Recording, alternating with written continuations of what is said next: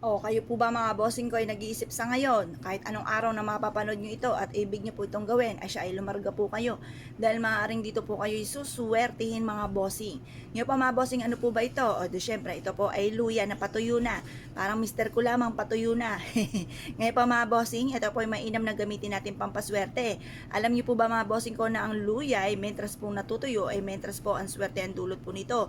Pero pag yan po mga bossing ko, yung bawang at natutuyo, ayan, malis po yun.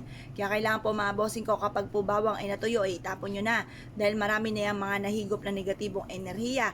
Pero kapag gantong natutuyo ang ati pong luya, mga bossing ko, ay mas mainam po ito. Dahil ito po ay masigit na makaka-attract naman ng swerte. Ngayon po mga bossing, ganito lang ang inyong gagawin. Basta kayo po ay positive lamang. Ito po ay makakahakot na napakaraming swerte tagumpay sa buhay. Proven po ito mga bossing. Ang gagawin nyo lamang ay ganire.